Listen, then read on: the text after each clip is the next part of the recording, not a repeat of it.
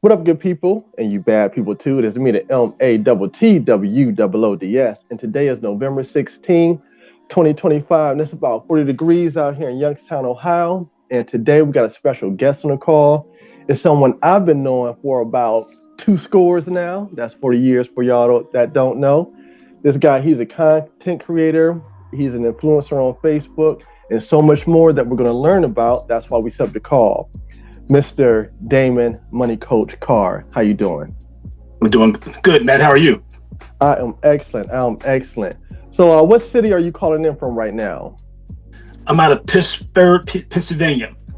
Okay. And what's the weather like out there today? About the same, probably about 40. Windy outside. Okay. Do you prefer the colder weather or the hotter weather? I'm definitely a hot weather man. Yes, sir. All right. Well, hey, we're going to jump right into this and starting from the beginning. What city were you born in? Born and raised in Youngstown, Ohio, where you sit at right now. Yes, sir. Now, were you your only child, or do you have any siblings? If so, how many siblings you got? Only child, but I have a million cousins. And Okay. a lot of us was raised like brothers and sisters. Okay. And were you like where did you grow up at in Youngstown?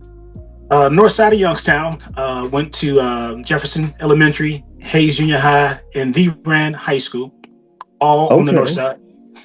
Okay. Now, how many of your cousins went to those same schools? Practically all of us. Okay. Now, I never knew that. So what was it like growing up for you in Youngstown on the north side with so many cousins? Um, it's definitely different now, and when I think back to those days, because our family was close knit. I mean, we were really raised like brothers and sisters, and my friends were really my cousins. Nowadays, where I'm living at now, with no family here, my children didn't grow up. The children that live here with me did not grow up with family, so Mm-hmm. it's a big difference. Yeah. But to your Now, question, mm-hmm. it was fun, a lot of fun. It was loving, and we looked out for each other. Mm-hmm. Mm-hmm. Yeah. Now, you grew up in, if I'm not mistaken, in Westlake. Yes, probably from birth to about eighth grade, Westlake. Okay. And then where'd you move after that? Probably about 3 blocks up from Westlake. Moved in with my grandmother. She lived in a house on Oxford Street, which is about 3 blocks up from Westlake. Projects. Okay. Now, were y'all considered rich, poor, middle class? We were definitely considered poor. Yeah, we didn't know it back then. Funny story. I used to watch Good Times, and I used to think they had it bad. But now that I'm older and looking back, I think the entire community was poor, to be honest with you. So I would say Gotcha. the entire family. Okay, yeah, because that makes a difference a lot of times because you don't know you're poor because everybody is poor. So I could dig Exactly. that. Exactly. Yeah. So now, what did you want to be when you grew up? When I was growing up, I wanted to play professional basketball. That was my love. That was my joy. That didn't work out, and I just knew I wanted to be something. I didn't know what I wanted to be. I knew what Mm-hmm. I did not want to be, though. I knew I didn't want to be poor, living check to check, and the environment that I came in, they got to check once a month. That's not what I wanted. I was very very mindful of not living that reality. So Mm-hmm. when I went to school, wasn't 100% sure, but just went to school trying to better myself, Mm-hmm. and I ended up majoring in business administration. First job was in banking. Once I got into banking, I started realizing that I was really good with numbers, really good with people, and I just blossomed from there. Gotcha.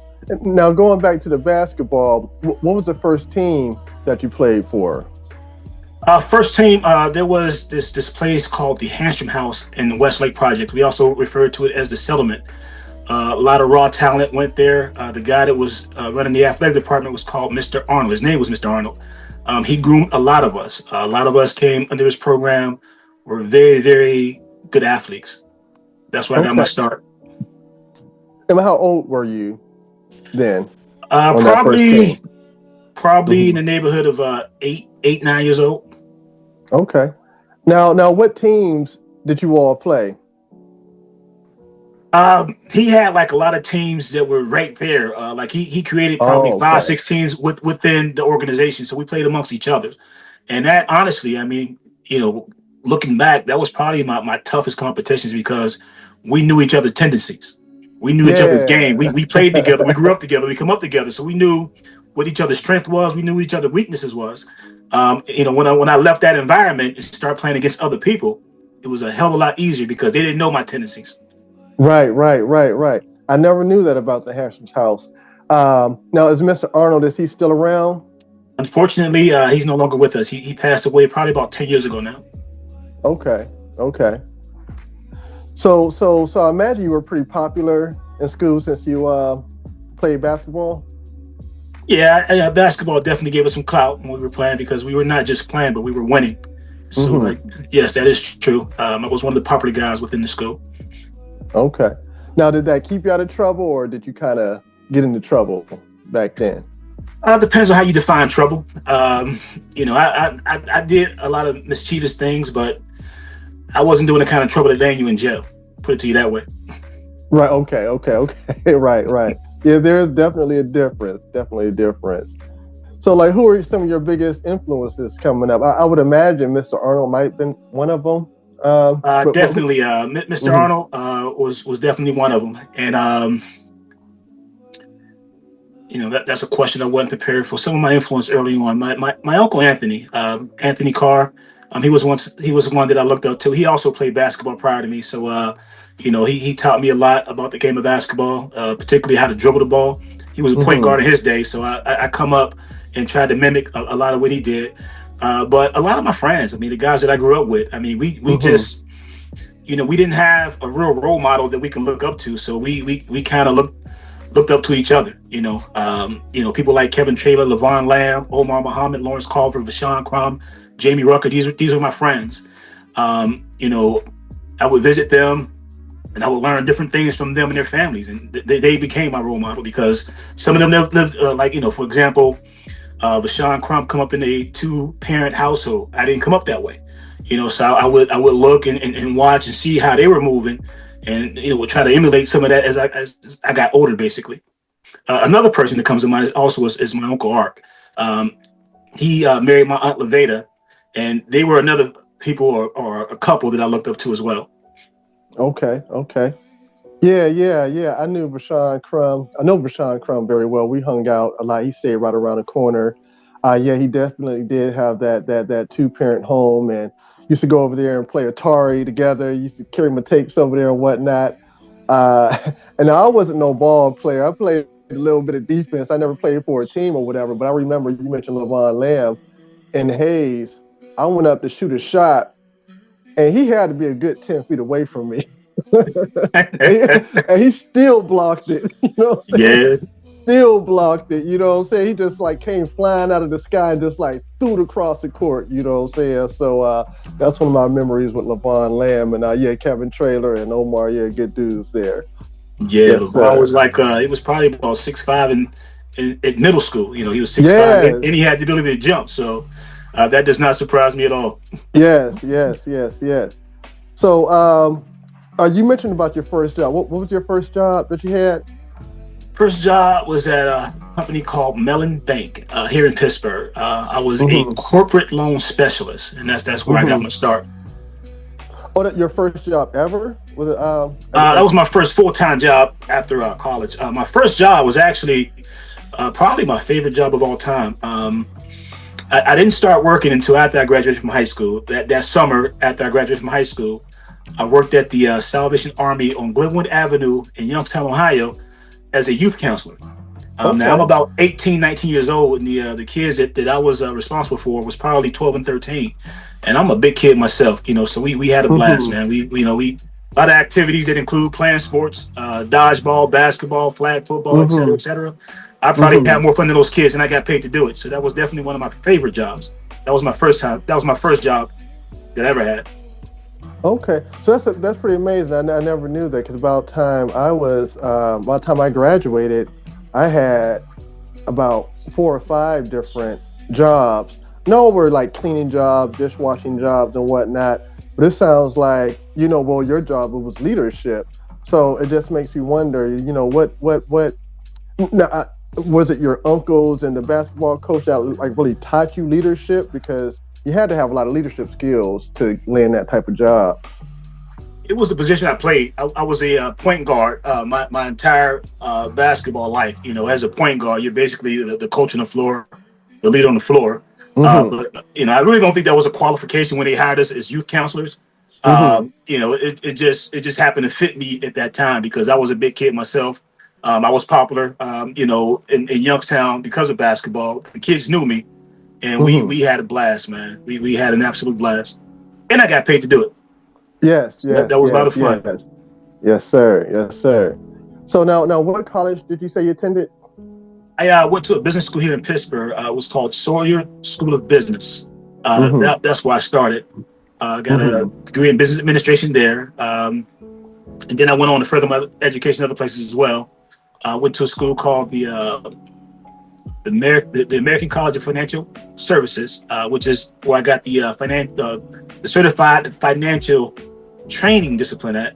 And believe it or not, one of the courses in this training class was on taxes, and taxes, the way they taught it, it was very complicated. So I enrolled in Mm-hmm. H&R Block Tax School, and Mm-hmm. got a certification there doing taxes. So that's kind of my education route.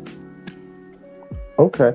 So now, when you were young, I know you said you wanted to play ball. Now, did you ever think like at what point did you say, okay, I'm going to this business school and did you do good in math at school? Like, what gave you the confidence to go that route? Yeah, I didn't know what I wanted to be when I grew up. Again, I learned later as I was developing and learning, what I was good at, et cetera, et cetera. I was always good at math. That was a subject that I was always good at. As early as elementary school, I was one of the kids that was sent off to participate in math competitions. Mm. When I was in eighth grade, I remember Mrs. Furtado, eighth grade math teacher, telling me, and I didn't understand it at the time. You're pretty good at math. You're going to be a banker one day. And sure enough, she Mm. was accurate. I mean, that wasn't planned, as far as what I was trying to do. I was just trying to get out the hood. I was trying to make a way for myself. I was trying to get some skills that was going to earn me some money. That was my goal. Again, I didn't know what I wanted to be. I knew what I did not want to be. I was inspired more so by what I did want to be than what I wanted to be during my primitive years once I left high school. And Right. I just, wasn't sure what to major in, so I just picked some general business administration. Obviously, took a lot of business, finance, and accounting courses in there, which ultimately led me to banking. And once again, it was an environment where you're crunching numbers, you're analyzing data that has to do with numbers, and I happen to be good at it. I just happen to be good at it, and that's when I started realizing that there's something about numbers, there's something about math, there's something about this environment that I'm actually good at, and I just wanted to continue to develop from there. Yes, well, you're taking me down memory lane because Miss Vitardo, that was definitely one of my favorite teachers. And she was such a positive person that would speak life and motivation into people. Yeah, yeah.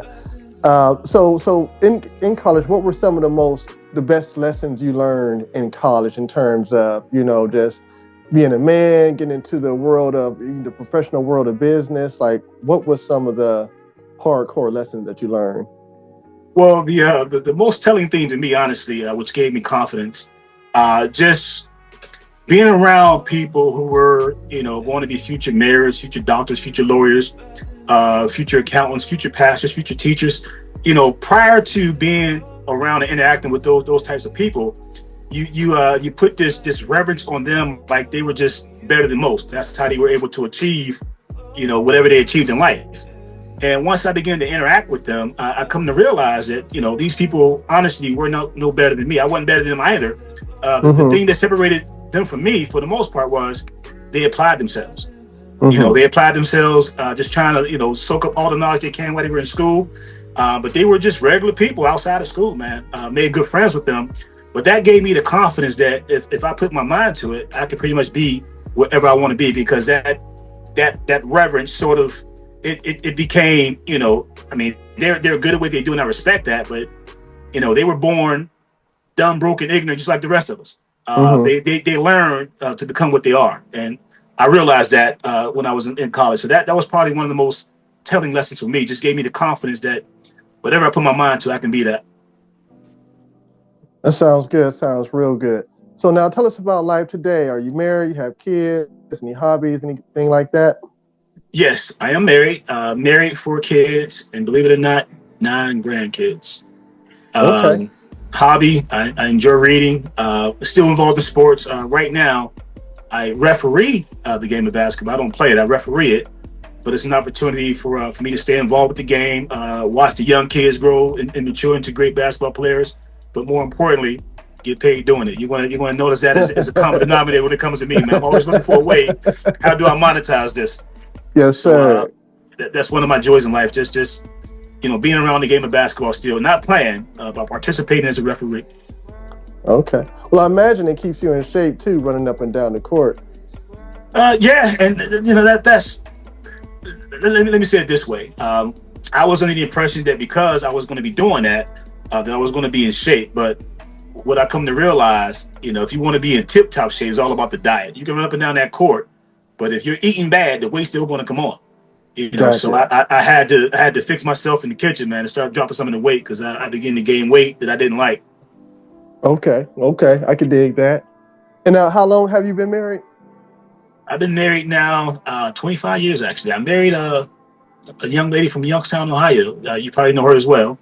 LaShawn Davis, that was her maiden name, Davis. She went Yes. to Rand with us. We went to Jefferson. She went to Harding, but she went to Hayes and ran with us. So Mm-hmm. we dated our senior year in high school, and ultimately became boyfriend and girlfriend. And later in life, we linked up and got married. Congratulations. That's definitely an accomplishment. I love that black love. 25 years. Yeah. Congrats, man. Thank you. I appreciate that. When is your anniversary? Anniversary is put me on the spot. May 6th. That's the anniversary. Well, I'm glad you got it right. Yeah.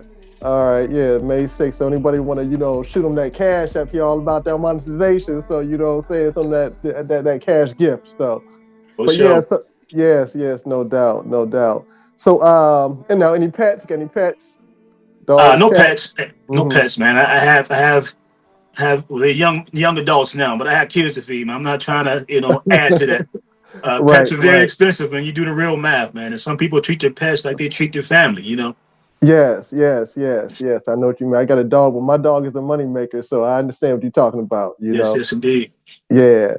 So now, in terms of what do you do today, as far as your 9 to 5, if you will? Do you have a 9 to 5? Do you own your own business? Can you tell us about that? I keep my hands in a little bit of everything, man. Hmm.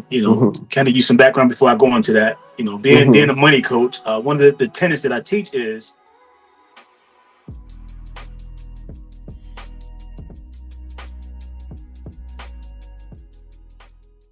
Not what happens that determines your life future. It's what you do about what happens. All of us are in like a little sailboat. And it's not the blowing of the wind that determines your destination, it's the set of the sail. Jot this phrase down, it's one of the best to understand. Kids need to understand it. The same wind blows on us all. The same wind blows on us all. The wind of disaster, the wind of opportunity, the wind of change. The wind when it's upside down, the wind when it's favorable and unfavorable. The same wind blows on us all. The economic wind, the social wind, the political wind. The same wind blows on everybody. The difference in where you arrive in 1 year, 3 years, 5 years, the difference in arrival is not the blowing of the wind, but the set of the sail.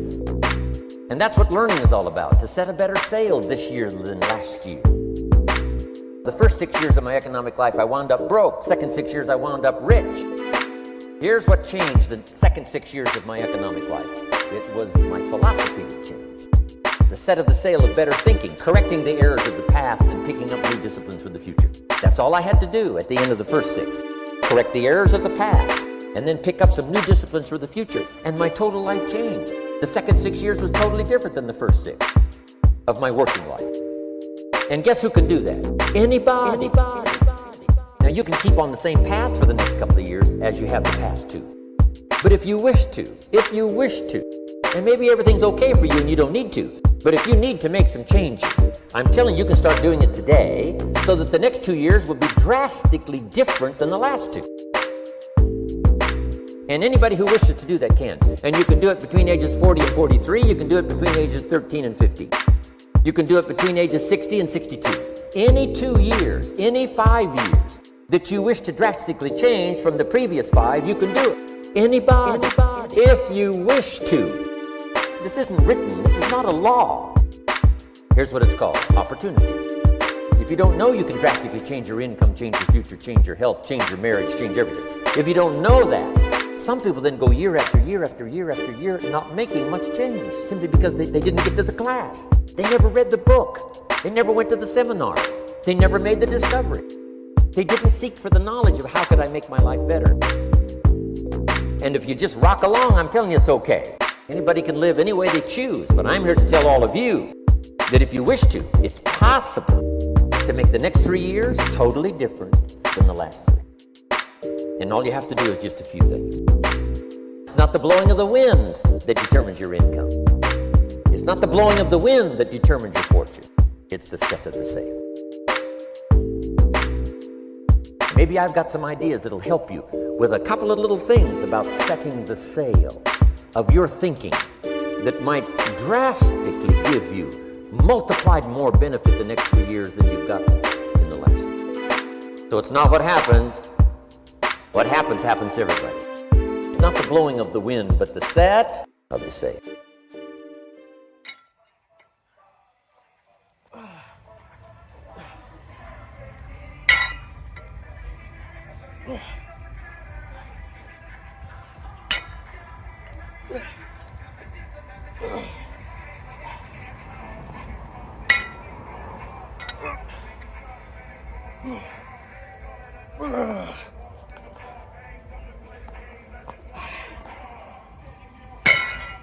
Yes, sir. Yes, sir. Yes, sir. Yes, sir.